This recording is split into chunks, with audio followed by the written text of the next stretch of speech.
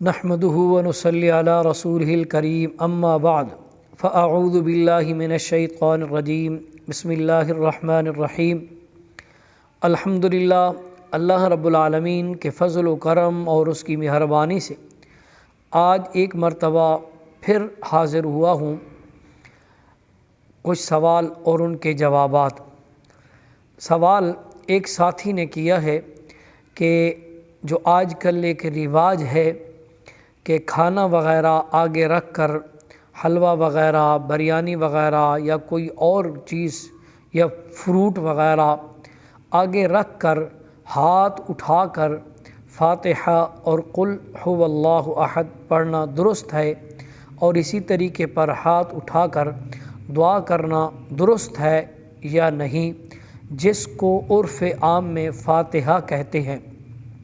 جواب: صورت مسئولہ کا یہ ہے کہ فاتحہ مروجہ شرعاً درست نہیں ہے بلکہ بدعت سیئہ ہے، اور یہ فتاوی رشیدیہ کامل صفحہ نمبر جو میرے پاس موجود ہے اس کا صفحہ نمبر 121 ہے۔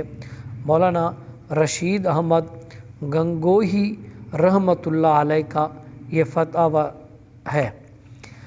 اسی طریقے پر ایک ساتھی نے سوال کیا ہے کہ یہ جو آج کل ایک رواج ہے یا یوں کہہ دیں رسم ہے، جو کسی کے فوت ہونے پر 1 دن کے بعد یا 2 دن کے بعد یا 3 دن کے بعد یہ کچھ لوگ جو عزیز اقارب اس روز یا دوسرے تیسرے روز جو بھی ہو جمع ہو کر مسجد میں یا کسی اور مکان میں قرآن شریف اور کلمہ طیبہ اور درود شریف وغیرہ پڑھ کر بلا تعین شمار ثواب اس پڑھے ہوئے کا متوفی کو بخشتے ہیں۔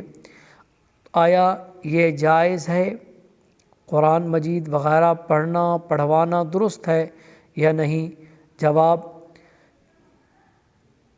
کہ مجمع ہونا عزیز و اقارب وغیرہ ہم کا قرآن مجید پڑھنے کے لیے یا کلمہ طیبہ پڑھنے کے لیے یہ شرعی طور پر جائز نہیں ہے، یہ بدعت ہے اور مکروہ ہے۔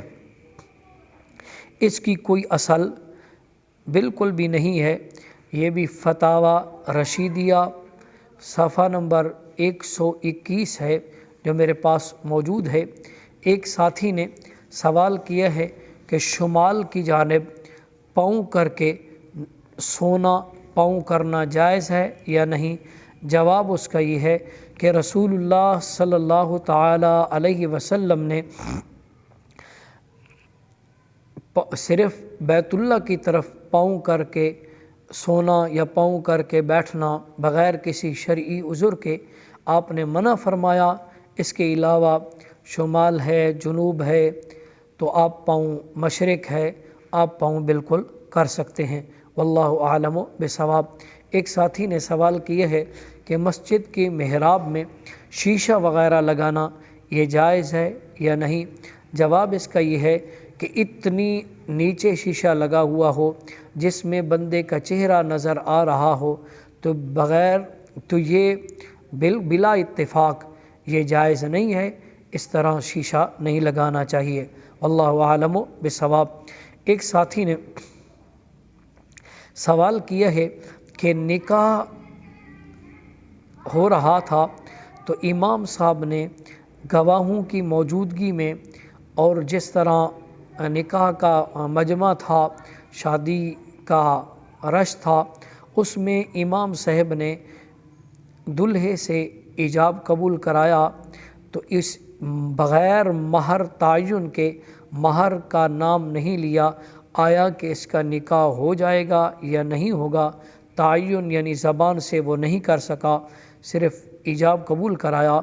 جواب اس کا: اس صورت میں نکاح صحیح اور لازم ہو گیا ہے، کیونکہ صحت نکاح کی شرط شاہدین یعنی گواہ اور اس کا رکن ایجاب و قبول ہے، اور یہ دونوں اس صورت میں موجود ہیں، اس لیے نکاح اس کا ہو گیا ہے۔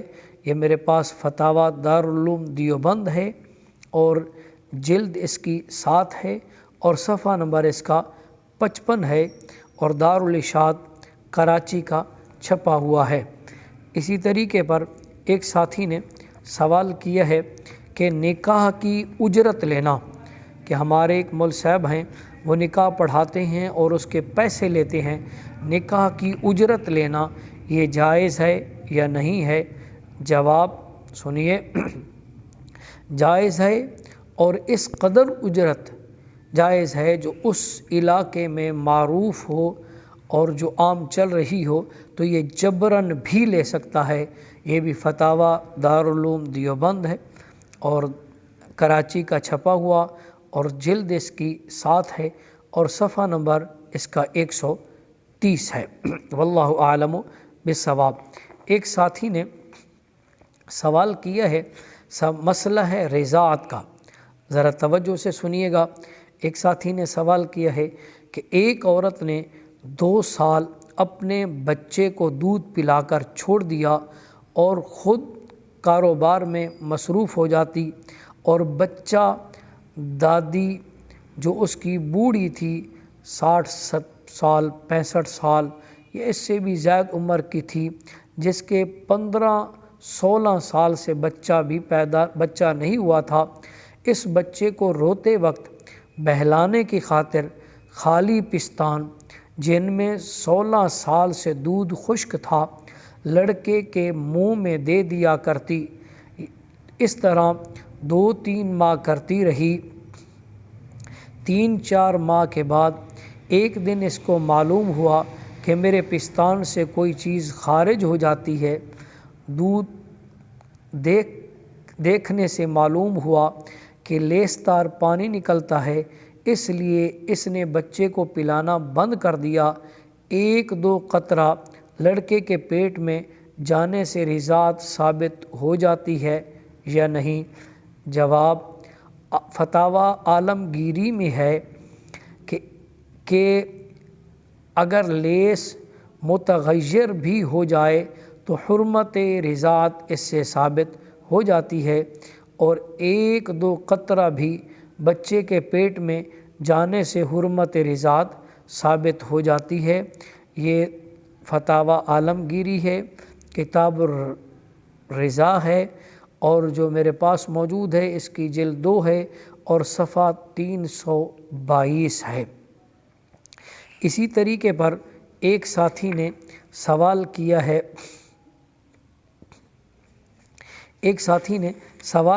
ہے کہ آیا کہ دودھ چھاتی سے لگا کر نہیں پلایا بلکہ دودھ کو دو کر، بچہ عمر تھوڑی تھی اور اس کو چھاتی سے نہیں لگایا لیکن عورت کا دودھ دو کر چمچ میں ڈال کے اس بچے کے منہ میں ڈال دیا، آیا اس سے رضاعت ثابت ہو جائے گی یا نہیں؟ جی بالکل ہو جائے گی، واللہ اعلم بالصواب۔ اللہ تبارک و تعالی مجھے اور آپ کو عمل کرنے کی توفیق نصیب فرمائے۔ وآخر دعواہم ان الحمد للہ رب العالمین وما علینا الا البلاغ۔